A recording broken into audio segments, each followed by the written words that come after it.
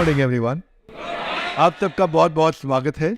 और अब आप मिलने जा रहे हैं एटलीस्ट कुछ मिनट के लिए। प्रभु जी को निकलना है तो मैं पहले ही बता रहा हूँ, हम 1 या 2 मिनट के लिए प्रभु जी को आपके साथ में थोड़ा सा बात करने के लिए बुलाया, आपको इंस्पायर करें। क्या है, जब ऐसे संत ज्ञानी लोग 1-2 लाइन भी ऐसी बोल देते हैं ना, जो जीवन भर साथ रह जाती हैं। Are you ready to listen now? तो जोरदार स्वागत होना चाहिए।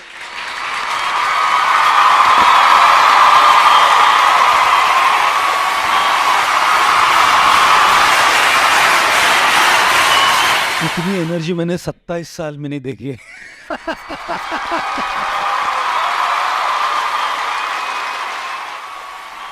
सवेरे की इतनी एनर्जी, मंडे मॉर्निंग। जो मंडे मॉर्निंग कौन देखना चाहता है आजकल? मंडे मॉर्निंग होता है तो संडे शाम को सबको लगता है वही अब ऑफिस जाना पड़ेगा। अरे क्या बात है मैडम, यहाँ तो हर इंसान बोलता है। आप सब बिंद्रा जी इतना अच्छा बढ़िया काम कर रहे हैं, अलग अलग स्टेट्स में, अलग अलग शहरों में पहुंचकर आप जैसे लोगों को एम्पावर कर रहे हैं। मतलब हम सब में एक पोटेंशियल है, हम सब में एक काबिलियत है, हम सब में एक योग्यता है, लेकिन कई बार उस योग्यता को, उस काबिलियत को पहचानने वाला और देखने वाला और उसको शक्ति देने वाला कोई चाहिए होता है। नहीं तो हम लोग सब बिल्कुल हेल्पलेस बन जाते हैं ना। और आप तो कितने अलग अलग स्टेट्स से हैं। जैसे एक टीचर एक बार एक क्लास में ही और बच्चे से, एक से लड़के से पूछा तुम कौन से स्टेट से हो, तो उसने कहा अरुणाचल प्रदेश से हूँ मैडम। तो टीचर ने बोला थोड़ा स्पेलिंग बताओ। बोली नहीं, मैं गोवा से हूँ। अरुणाचल प्रदेश का स्पेलिंग कौन बोलेगा? आप सब तो अरुणाचल प्रदेश से, मध्य प्रदेश से, छत्तीसगढ़ से, सब जगह से आप लोग आए हैं। और एक बात बस आप लोगों को बताना चाहता हूँ, एक छोटी सी कहानी बताता हूँ, 1-2-3 मिनट में, जो आपकी ट्रेनिंग के लिए यहाँ और इसके बाद जिंदगी में भी बहुत ज़्यादा ज़रूरी पड़ेगी आपको। एक बार एक इंसान था, एक आदमी था, और उसको अपने घर पहुँचना था गांव। चल के जा रहा था बेचारा, गाड़ी तो कुछ थी नहीं, और चलते जा रहा था तो एक बीच में नदी आ गई। अब नदी पार करनी थी, लेकिन नाव नहीं थी, नौका नहीं थी, कोई बोट नहीं थी, और तैरना जानता था, लेकिन इस नदी का जो प्रवाह था, वेग था, इतनी तेज रफ्तार से पानी जा रहा था, तो जाए कैसे नदी को पार करके? बैठा, सर खुजलाया। फिर उसने सोचा यहाँ कुछ बैम्बू पड़े हैं और सूखी हुई घास पड़ी है। वो सारे बैम्बू को इकट्ठा करके उस घास से बांधा, और जिसको अंग्रेजी में एक रैफ्ट कहते हैं, कैसे मेकशिफ्ट बोट जैसा बना, उस रैफ्ट को लिया, उस पे बैठा और 2 बैम्बू की लकड़ियां लेके नदी को पार कर गया। फिर उसने सोचा कि भाई ये रैफ्ट मैंने बनाया है, मेरे हाथों से बनाया है, और मेरी जिंदगी के सबसे मुश्किल घड़ी में ये मेरे साथ, इसने मुझे नदी पार कराई है, तो इसको पीछे छोड़ के कैसे चला जाएगा? तो उसने वो रैफ्ट अपने पीछे, पीठ पीछे बांध लिया, जैसे आजकल बैकपैक वाले होते हैं। ये बैकपैक वाले, हाय भगवान बचाए उनसे सबको। जब भी फ्लाइट में जाए तो मैं खड़ा रहता हूँ, मुझे सेल्फी लूं सर, हेलो बोल के बैकपैक से यूं मार के जाता है।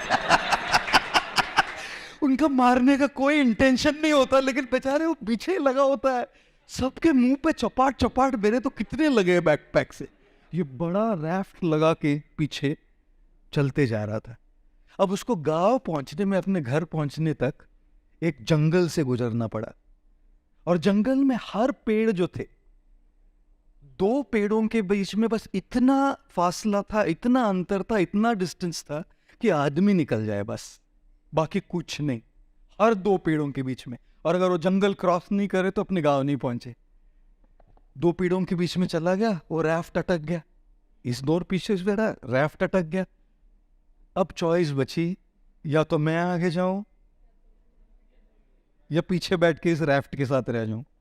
आगे बढ़ना है तो रैफ्ट को पीछे छोड़ना पड़ेगा, और अगर आगे यहीं रुकना है तो रैफ्ट को पकड़ के बैठा जा सकता है।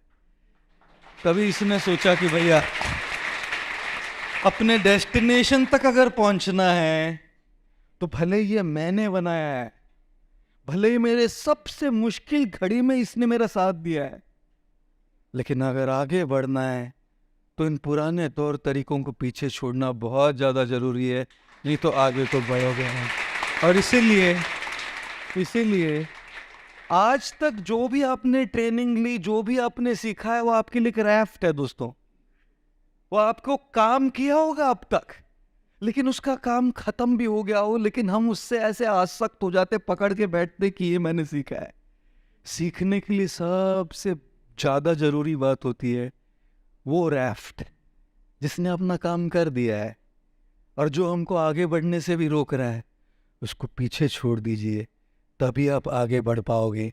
समंदर में फना होना, समंदर में फना होना तो किस्मत की कहानी है दोस्तों। समंदर में फना होना तो किस्मत की कहानी है। दुख तो उन पे होता है जो किनारों पे मर जाते हैं। इसीलिए बड़ा बिजनेस आपको किनारों पे मरने नहीं देगा, किनारों पे मरने नहीं देगा। निकलो, समंदर में फना हो जाओगे, निकलोगे तब आगे बढ़ोगे।